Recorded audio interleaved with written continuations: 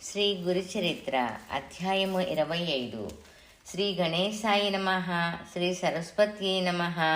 శ్రీ గురుభ్యో నమః. ప్రస్తావన: శ్రీ గురుడు అక్కలకోట స్వామిలాగా విద్యా గర్వంధులైన పండితులకు గర్వభంగం చేయడానికి అంత్యుని చేత వేదం చదివిస్తారు. ఈ కూపండితులు వేద విప్రనిందలో యవనరాజు చేతిలో కీలుబొమ్మలయ్యారు. వీరిని నిగ్రహించడానికి సన్యాస ధర్మాన్ని అతిక్రమించి శాస్త్రవాదములో వారిని ఓడించవచ్చో లేదో తెలియని శిష్యుని కోరికపై శ్రీగురుడు తమ ఆశ్రమ ధర్మం అతిక్రమించకుండానే వారిని నిగ్రహించటం వారి ధర్మదక్షతకు సర్వసమర్థతకు నిదర్శనం. అట్టి ధర్మ సందేహం కలిగిన సత్శిష్యుడు సద్గురువును శరణు పొందాలని సూచన. ఎంత శ్రోత్రియత పాండిత్యము కూడా ధనకీర్తి కాంక్ష వలన వ్యర్థమే కాక అరిష్టప్రదమని తెలియాలి. సమర్థ సద్గురు సమాగమం వలన శ్రోత్రియత పాండిత్యము సార్థకం కావన్నమాట. అంతేకాదు, నిజమైన సద్గురు భక్తుడు సద్గురువు కూడా దుష్టులెంత రెచ్చగొట్టినా కూడా తామే ప్రమాణమని పలికి ఋషి ప్రోక్తమైన శాస్త్రమే ప్రమాణమని చెప్పి దానినే సామాన్య సాధుకుల వలె శ్రద్ధతో పాటిస్తారు.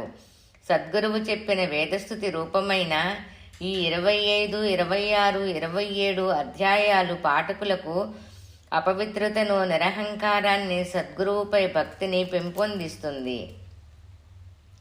కథారంభము. అటుపైన శ్రీగురుడు చేసిన దివ్య లీలలను వినిపించమని ప్రార్థించిన నామధారకునితో సిద్ధముని ఇలా చెప్పారు. ఒకప్పుడు వైడూర్య నగరములో ఒక ముసల్మాన్ పరిపాలిస్తుండేవాడు. అతడు హిందూ మత ద్వేషి, ఎంతో కఠినాత్ముడు.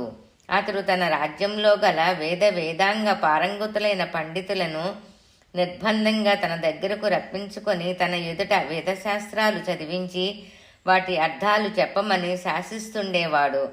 అందుకు అంగీకరించిన వారికి ధనాశ చూపుతుండేవాడు. అయినప్పటికీ కొందరు శిష్టాచారపరులు అలా చెయ్యడం తమ వల్ల కాదని చెప్పి నిరాకరించేవారు.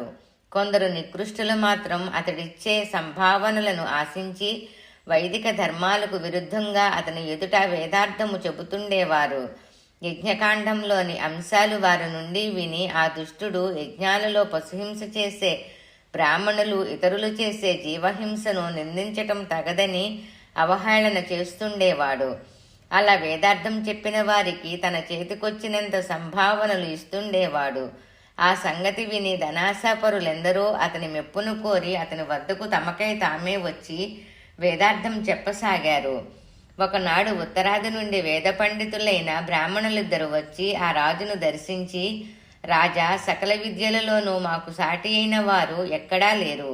మేము దేశంలోని పండితులను శాస్త్రవాదంలో ఎదుర్కొని జయించడానికి బయలుదేరాము. మీ రాజ్యంలో మాతో వాదించగల విద్వాంసులు ఎవరైనా ఉంటే పిలిపించండి, మా ప్రతిభ నిరూపించగలము అన్నారు.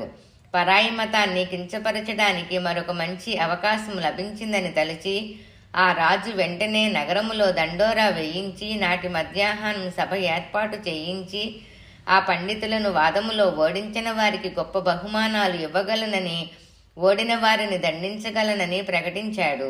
అటువంటి బహుమానాలను ఆశించి మన వేదశాస్త్రాలను ఆ దుష్టుల ఎదుట వల్లించడం ఇష్టపడిన శిష్టాచారులు కొందరు తమకంతటి సామర్థ్యం లేదని చెప్పి తప్పుకున్నారు. మరికొందరు నిండు సభలో తమకు అవమానం జరుగుతుందని భయపడి ముందుకు రాలేదు. మీరంతా ఆ కూపండితులకు జయపత్రాలు ఇచ్చివేయక తప్పలేదు. అప్పుడు ఆ రాజు ఆ కూపండితులిద్దరికీ వస్త్రాలు, ఆభరణాలు, భారీ ఎత్తున కానుకలు బహుమానమిచ్చి ఏనుగు నెక్కించి మేళ తాళాలతో ఊరేగించాడు. వారికొక అగ్రహారం కూడా ఇచ్చాడు. వేద పండితులే కించపరచడం ఆ రాజుకు వినోదమైంది. అంతటితో ఆ పండితులిద్దరూ మరింత గర్వించి ఆ నగరంలోని విద్వాంసులందరినీ నోటికి వచ్చినట్లు దూషించసాగారు. ఒకనాడు వారు రాజుతో, అయ్యా, మా పాండిత్యము, మా ప్రతిభ ఇక్కడంతా తెలిసిపోవడం వలన ఇక్కడ మాతో వాదానికి ఎవరూ ముందుకు రావడం లేదు. కానీ వాదన లేకుంటే మేము చేసే పరిశ్రమ వలన ప్రయోజనమేమిటి? కనుక మీరు సెలవిస్తే మేము ఈ రాజ్యమంతటా సంచారం చేసి పండితులందరితో వాదించదలిచాము. మీరు అనుమతిస్తే అలా దిగ్విజయం చేసి వారి నుండి జయపత్రికలు తీసుకురాగలము అని చెప్పారు. రాజు అందుకు అంగీకరించి వారిని సగౌరవంగా సాగనంపాడు. వారు ఏనుగులనెక్కి దక్షిణ దిశగా బయలుదేరి ఊరూరు తిరిగి జయపత్రికలు పొందసాగారు. వాళ్ళిద్దరూ ప్రజల జయ జయ ధ్వానాలతో పర్యటిస్తూ ఒకరోజు కుమసి గ్రామానికి వచ్చారు. అచట త్రివిక్రమ భారతి వేదాంగ పారంగతుడని విని ఆయనను దర్శించి, ఏమయ్యా, నీవు వేదాజ్ఞుడవైతే మాతో వాదించు, లేకుంటే ఓటమిని అంగీకరిస్తూ మాకు జయపత్రమైన ఇవ్వు అన్నారు. అందుకు త్రివిక్రమ భారతి, అయ్యా, నాకు వేదం రాదు.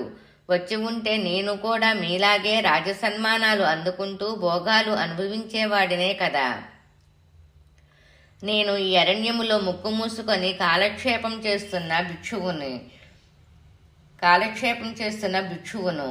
నాలాంటి వాడిని జయించినా మీకు వచ్చేది ఏమీ లేదు. మీరు నాతో వాదించటం కేవలం పిచ్చుక మీద బ్రహ్మాస్త్రం వేసినట్లే అవుతుంది అని చెప్పాడు. ఆ పండితులు, అయ్యా, మాతో వాదించగలవారు మాకెక్కడా కనిపించలేదు. కనుకనే మాకు లెక్కలేనన్ని జయపత్రాలు లభించాయి.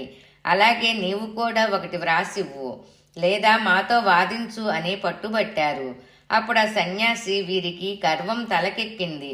ఒళ్ళు తెలియకుండా సాటి పండితులందరినీ నిందిస్తున్నారు. వీరికి బుద్ధి చెప్పడానికి నా గురుదేవులే సమర్థులు. వారి దగ్గరకు వీరిని తీసుకుపోతాను అని ఆలోచించుకొని వాళ్లతో ఇలా అన్నాడు. పండితోత్తములారా, నేను స్వాతంత్రుడను కాను. గంధర్వపురములో మా గురుదేవులున్నారు. వారి ఆజ్ఞ తీసుకొని మీరు కోరినట్లే ఆ రెండింటిలో ఏదో ఒకటి చేయగలను. మీరు కూడా నా వెంట గంధర్వపురానికి రండి. అందుక మధాంధులు అంగీకరించి గంధర్వపురానికి బయలుదేరారు. త్రివిక్రమ భారతి వినయంతో కాలినడకన వెళుతుంటే ఆ దుష్టులిద్దరూ ఏనుగు మీద కూర్చొని వెళుతున్నారు. సాధు సత్పురుషుల వద్దకు అలా వెళ్లడం వలన ఆయువు క్షీణమవుతుందన్న శాస్త్రవాక్యాన్ని కూడా వాళ్ళు లెక్క పెట్టలేదు. గంధర్వపురములో మఠం చేరుకున్నాక త్రివిక్రమ భారతి శ్రీగురునికి నమస్కరించి ఆనంద బాష్పాలు కారుస్తూ గద్గద స్వరంతో ఆ కూపండితుల సంగతి విన్నవించి, పరాత్పర గుడ్లగూబ సూర్యుని చూడలేనట్లే అజ్ఞానాంధులు మిమ్ము ఎరగలేరు. మీ చేత వారికి హితం చెప్పించడానికై వారిని ఇక్కడకు తీసుకువచ్చాను. ఈ మదాంధుల భార్య నుండి నన్ను వేదధర్మాన్ని కాపాడండి. మీ ఆజ్ఞ కోసం వచ్చాను. మీరేది చేయమంటే అది చేస్తాను అని ప్రార్థించాడు. వాళ్ళు, మా కాలం వ్యర్థమైంది. ఇతడు జయపత్రం ఇవ్వడు, వాదుభిక్ష ఇవ్వడు. మమ్మల్ని ఇక్కడికి తీసుకువచ్చాడు కనుక మీ గురు శిష్యులలో ఎవరైనా ఆ రెంటిలో ఏదో ఒకటి చేసి తీరాలి అన్నారు. శ్రీగురుడు నవ్వుతూ ఆ దుష్టులతో ఇలా అన్నారు. అయ్యా, మీ వంటి వేద విధులకు వాదించటం వలన కలిగే ప్రయోజనమేమున్నది? వాదంలో సాటి విప్రులను ఇలా పరాభవించవనందువలన మీకు కలిగే లాభమేమిటి? ఎతులమైన మాకు జయించడం వలన వచ్చే గౌరవము, ఓడినందువలన చిన్నతనము ఏమీ కలగవు. అటువంటి మా వలన మీకేమి ప్రయోజనము అన్నారు. అందుకు వారిద్దరూ, అలా అయితే ఇంతకు ముందటి పండితులందరూ ఇచ్చినట్లు త్రివిక్రముడు జయపత్రమివ్వక మమ్మల్ని ఇక్కడికి ఎందుకు తీసుకువచ్చాడు? కనుక మీ ఇద్దరిలో ఎవరైనా సరే మాతో వాదానికి రండి, లేకుంటే జయపత్రమైనా ఇవ్వండి అని పట్టుబట్టారు. అప్పుడు శ్రీగురుడు నవ్వి, అయ్యా, వేదం సంపూర్ణంగా తెలుసుకోవటం బ్రహ్మాదులకే సాధ్యం కాలేదు. వేదాలు అపారమైనవి. అటువంటప్పుడు వేద విధులమని చెప్పుకోవటం విర్రవీగడమే అవుతుంది. ఈ జయపత్రికల వల్ల ప్రయోజనమేమున్నది? మా మాట విని ఇకనైనా ఇలాంటి ప్రగల్భాలు మానండి అన్నారు.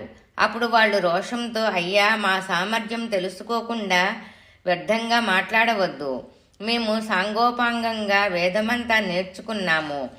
మమ్మల్ని మించిన వారు ఎవరూ లేరు అన్నారు. శ్రీ దత్తాయ గురువే నమః. శ్రీ శ్రీపాద శ్రీ వల్లభాయ నమః. శ్రీ నృసింహ సరస్వత్యే నమః.